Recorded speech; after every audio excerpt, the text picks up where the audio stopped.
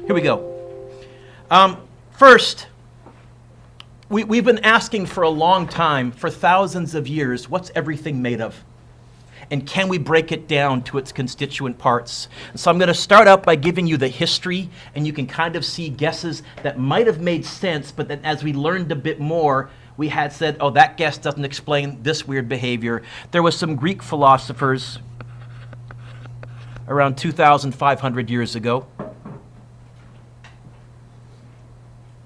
And one of them suggested that if you took a really sharp knife and you cut an object in half, and then you cut the one half in half, and then you cut the one half of the one half in half, and you kept doing this forever and ever and ever and ever and ever and ever and ever, you would eventually end up with something that was so tiny that you could no longer cut it in half. It was indivisible. And he called it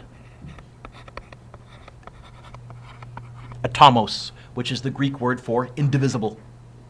It's where we get our word atom from.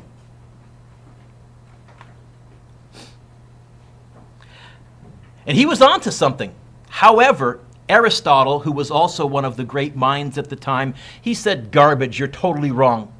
And so Aristotle, he proposed a theory that all matter, everything in the universe, was made up of different combinations of air, water, earth, and you've heard this expression. Can you fill in the fourth object that Aristotle believed in?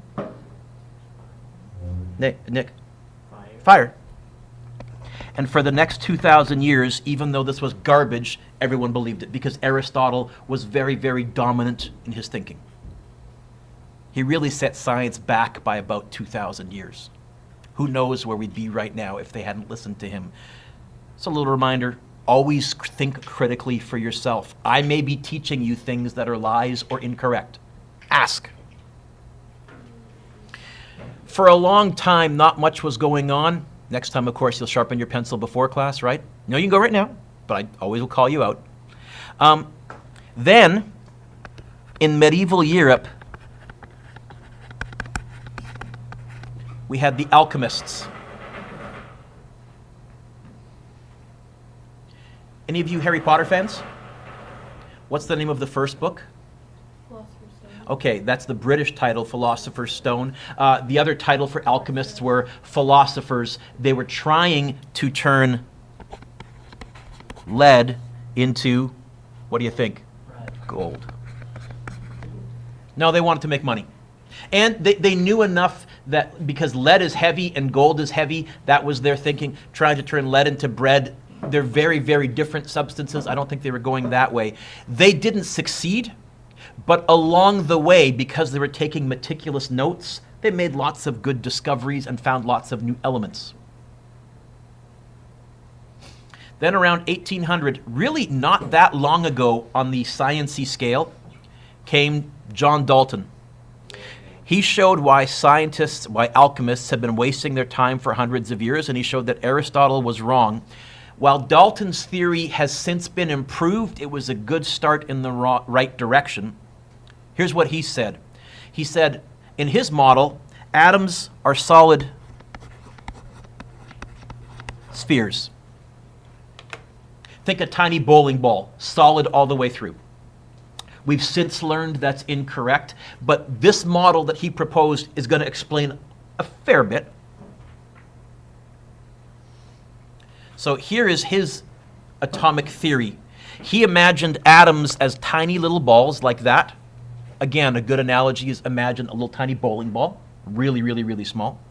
He said that all matter is made up of small particles called atoms. That is correct. We now know that atoms are made up of even smaller stuff, though. And only recently we've learned that the smaller stuff, some of it, is made up of even smaller stuff. We think it ends there. We're not sure. Atoms cannot be created, destroyed, or split. This was correct for a while, but then you may have heard in World War II we learned how to split the atom. That's what an atom bomb is. So again, this isn't correct anymore, but it's a good start. Here is what he was correct on, and this was a really revolutionary thought. All atoms of the same element are identical in mass and in size, but they are different from the atoms of every other element. And he was really on to something here. A gold atom is totally different from a lead atom, which is why you can't turn lead into gold. Is totally different from a hydrogen atom, is totally different from a lithium atom, is totally different. All the elements on that chart back there, each atom of the same type of element looks identical and is interchangeable, but they look different from every other element. That was good. And then he said, compounds are created when atoms of different elements link together in specific ratios. Who knows the chemical formula for water?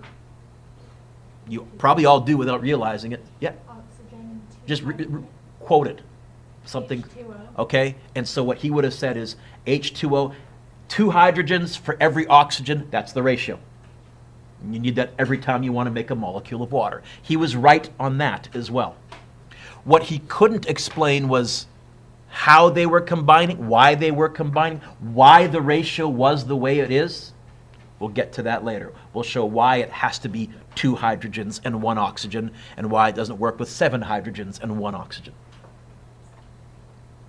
The next guy to come along was a fellow named J.J. Thompson. In 1897, he discovered negatively charged particles. At that time, he didn't know what they were. We now know what negatively charged particles are. Does anybody know which particles are negatively charged? Mention. Electrons.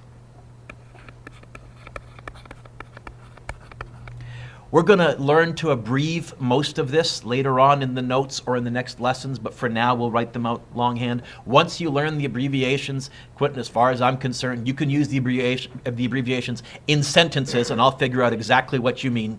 Okay? And he realized that atoms are made up of even smaller particles.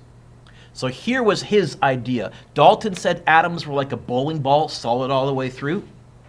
Thompson came along and said, there's some stuff inside atoms that's negative, and there's some stuff inside atoms that's positive. So he came up with the chocolate chip muffin idea. He called it the plum pudding model, because that's a British thing. But can you imagine a chocolate chip muffin? The dough is the positive part. The chocolate chips are the negative electrons. And he kind of figured they were scattered all throughout the positive dough. Okay? Still wrong, but better. So let's write this out. The atom is like a chocolate chip muffin. What did I say we're like the chocolate chips? Electrons, yep. Are embedded in a positively charged ball, the rest of the muffin. Note, J.J. Thompson didn't have chocolate chip muffins back in 1897, the poor fella. Instead, he used a British dessert called plum pudding, where he said the pudding is the positives and the plums that are scattered throughout the dessert, those are the negative electrons. His picture kind of would have looked like that, except there also would have been electrons inside that we can't see because we don't have a three-dimensional picture that we can see through.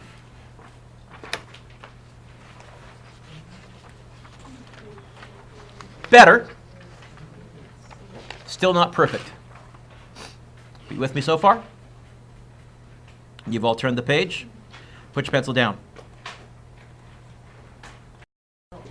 And now we're going to come to why it is that I did that little bizarre ropes inside the tube demonstration.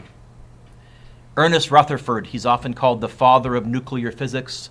If you look at some of his students, if you look at their last names, you'll say, oh, I've heard a lot of those last names. One of his students was named Geiger, for example, and you may have heard of a Geiger counter, which is used in radiation. A lot of his students went on to big things.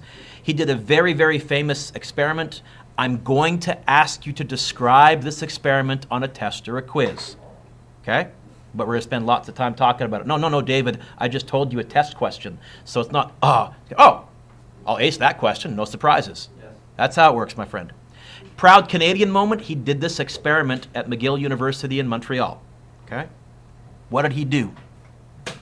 In 1909, he exposed a very, only a few atoms thick, so very thin, sheet of gold foil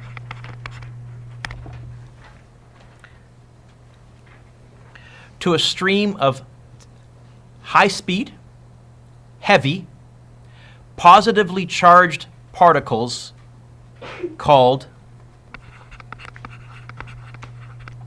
alpha particles. So we're going to use our imagination. Here is kind of what he was doing. We're going to come up with a similar situation, but on the large scale. Imagine instead of alpha particles, I had a bowling ball cannon. And it could fire bowling balls, millions of them, very fast. With me so far? And imagine I was firing them into a wall of fog. I have no idea what's in the fog. Here's what he found with his alpha particles. Here's what we find with our bowling ball cannon. Out of the million that we fire, 999,999 just keep going. That means most of the fog is empty because it didn't hit anything. You okay with that conclusion, Brianna? With his alpha particles, he found the vast majority of them went right through. So conclusion number one, atom's mostly empty space. It's not a solid bowling ball, and it's not a plum pudding. It's mostly empty space. But every so often when we're firing our bowling ball cannon, all of a sudden, out of the fog, the bowling ball comes bouncing back to us. Here was his, and this was what happened with his alpha particles. He said, okay, although the atom is almost totally empty space, there's got to be something in there. It's just really small, so I almost never hit it. And it's got to be really heavy, because how the heck would a bowling ball come bouncing off of it and not just stick? And what he had discovered was what we now call the nucleus of an atom. They're really tiny, really tiny. An atom is mostly empty space. But when he was firing these high-speed particles, every so often, one would come bouncing off. You can see in the picture either at an angle or even bouncing straight backwards. He says, okay, my conclusion is, this is why I said we have to come up with a model that explains the results that we see, Julia. We have to be able to explain what's going on. He said, since they're mostly going through it, mostly empty space, but since every so often these alpha particles, which are massive on their own, that's why I use the bowling ball as our metaphor, are bouncing off something, there's got to be something really tiny but really heavy in there. And eventually we now conclude that's the nucleus of an atom. You probably have heard that term before. So, put your pencils down, look up. So, the alpha particles were like tiny bullets. Really, they were like tiny bowling balls because they were massive. When he put a detector around the gold foil, it would glow for a split second whenever an alpha particle hit the detector. So this circular thing is the detector here, and he saw it glowing on strange angles. There was a big glow right at the back because most of them went through, but every so often something was bouncing off and hitting something. So there's a picture. Result. Most of the alpha particles went straight through.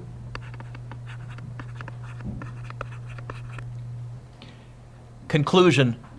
Most of the atom is made up of, I'm looking for two words that are going to go here, empty space.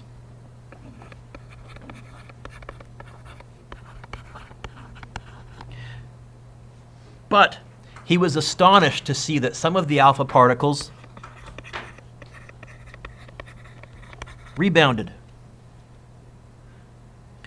And there's two conclusions that come out of this.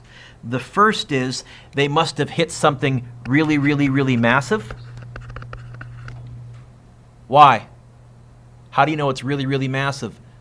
because those alpha particles themselves, really think bowling balls on the atomic scale, and the fact that they bounced off, they must have run into something really big. You okay with that, Jordana? And this massive mysterious object must be really, really, really, really, really, really, really, really, really, really, really, really, really, I'm looking for it because the letter S, small. Okay? So where it says Y here, because alpha particles are really heavy, so if they rebounded, that object must be even heavier. And really, really, really, really small, hardly ever hit it. You okay with how we came to that conclusion? It was a brilliant experiment and some good reasoning. He had discovered the, I used this word earlier, it begins with the letter N, nucleus of an atom. And so now we had to change our model of an atom again. No longer the plum pudding or chocolate chip muffin, electrons scattered throughout, and the positives all the dough. Oh, a decade later, he established that there were actually two different particles inside the nucleus. One was positively charged. Does anybody know what the positively charged particle inside a nucleus is? Yeah. Proton.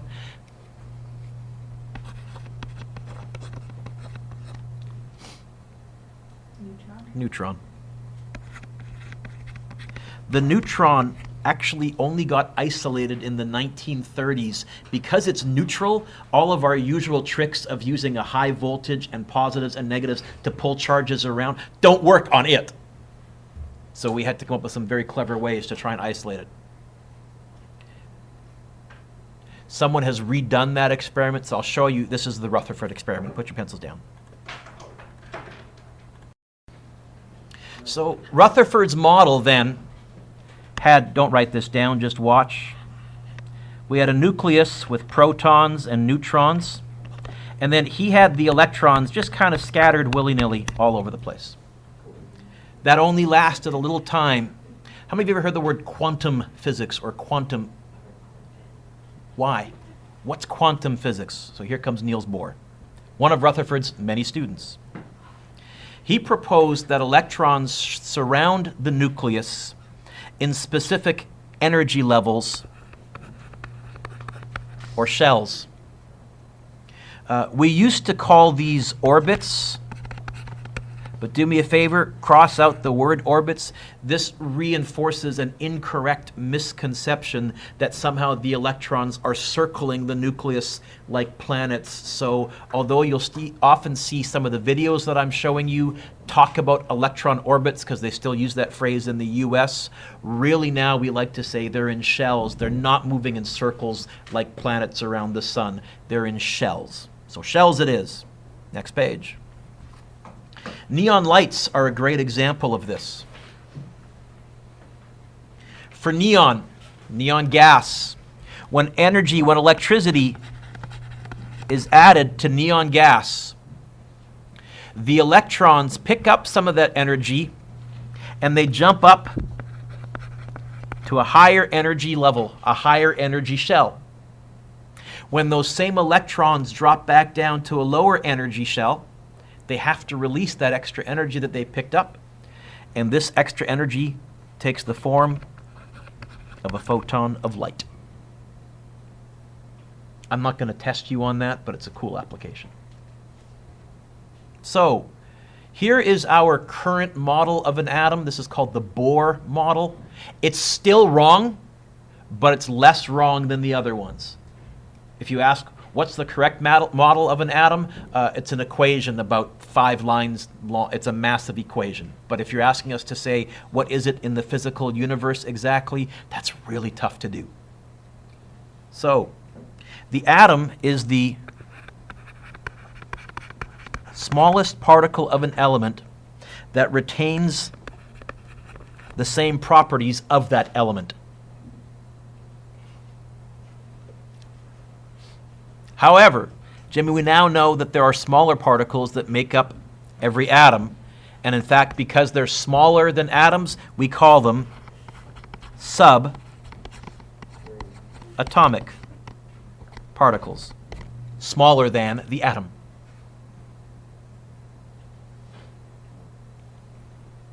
The first one we know about is the proton. What was the charge on a proton? Boy, Mr. Dewick, is there an easy way to remember that a proton is positive? Mr. Dewick, can you give me a clever, easy way to figure out or remember that a proton is positive? I got nothing. You'll have to figure out something on your own. I'm a terrible teacher. The next subatomic particle is a neutron, and it's neutral, or it has no charge. Mr. Dewick, can you come up with a clever way for me to remember that a neutron is neutral with no charge? Mr. Dewick, is there a dumb, easy way? Could you give me something to help me remember that a neutron is neutral with no charge? Again, I got nothing. I'm a terrible teacher. You'll have to come up with something on your own. Last one is the electron. And that is negatively charged.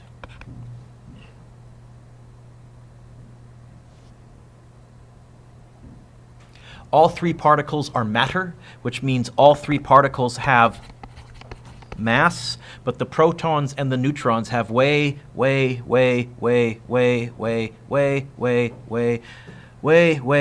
more mass than the electron. In fact, the proton and the neutron, the nucleus contains 99.9% of the mass of an atom. The remaining 0.1% is the electrons.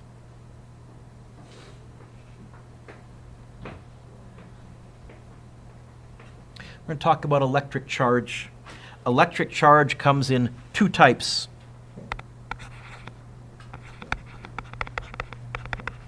Positive and negative. Nerd trivia note, not on your test.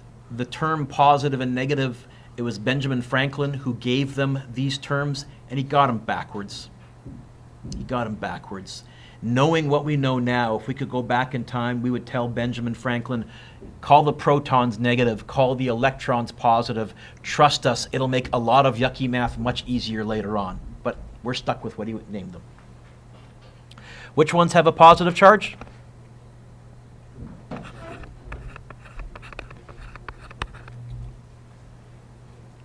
Which ones have a negative charge? No, electrons, okay? I know neutrons begin with N, but we really, neutrons begin with neutral, okay?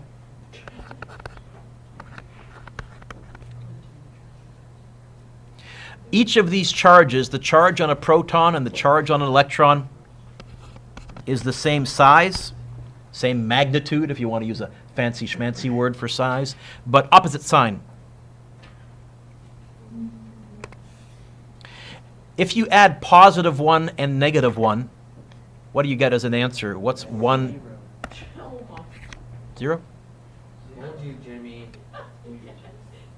Shh. So, here's the question. If you add 1 proton to 1 electron, you get a charge of?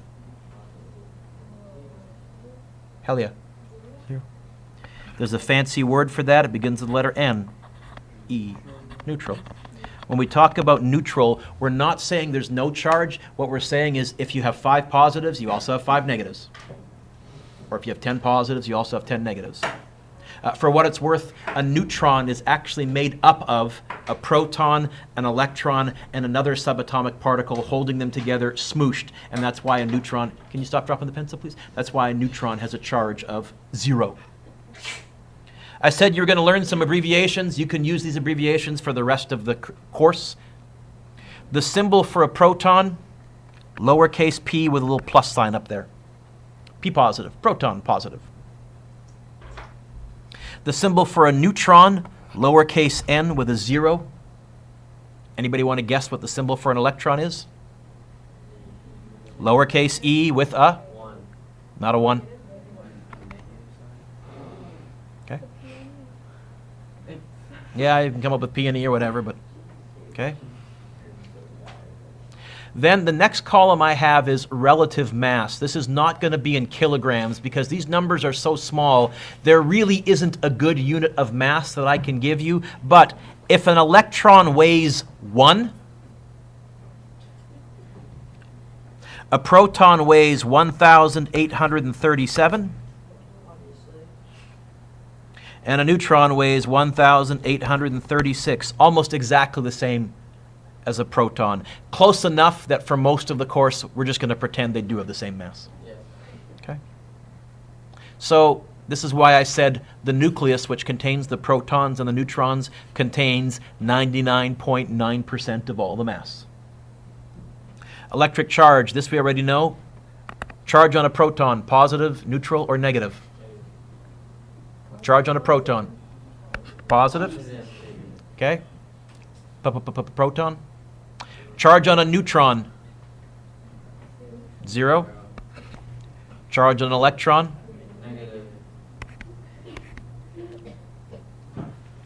Then we want to talk about the location. So the protons and the neutrons are located inside the nucleus.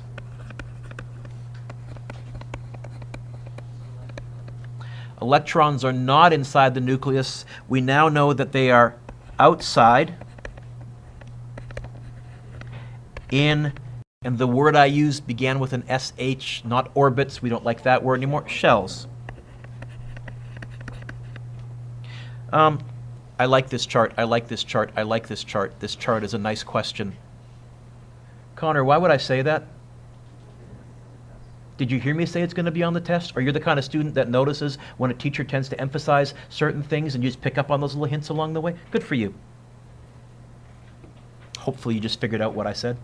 Some of you, what? Nearly done.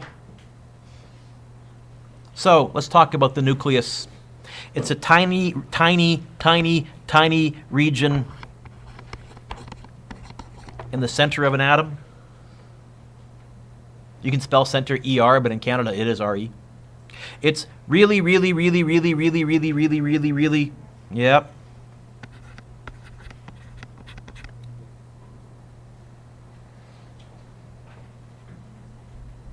As an example, take a look at your thumbnail, your thumb, okay? It's really, really, this is made up of trillions of atoms.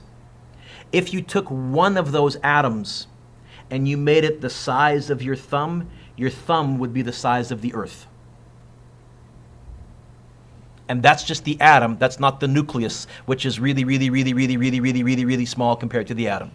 I can't come up with good analogies just because it's so big and so small, but I'll try. Well, honestly, it's mind-bogglingly. I'll show you some good animation and videos as we go along to try and give you an idea, but if you can wrap your brain around it, you're smarter than me. The nucleus is always positively charged because that's where which charges exist? Protons. Can I use P plus now? Now the neutrons are also in the nucleus, but they're charged 0. Protons are charged positive, so what's 0 plus positive? Got to be positive, no matter what. Every atom on the periodic table past hydrogen also has neutrons in its nucleus. Hydrogen is the only atom that does not have any neutrons in its nucleus.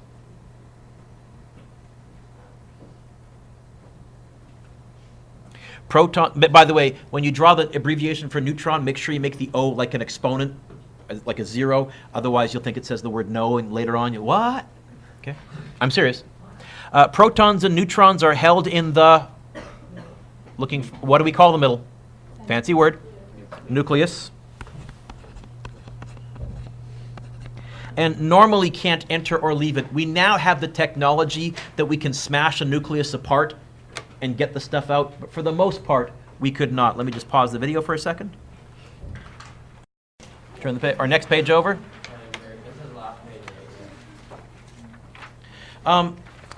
In situations where we do get the proton or the neutron to exit the nucleus naturally, That's what we mean by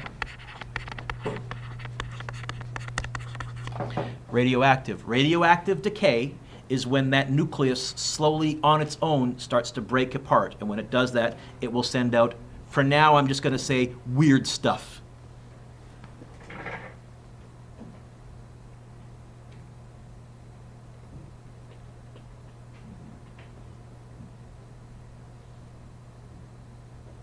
Electrons. I'm going to go like this.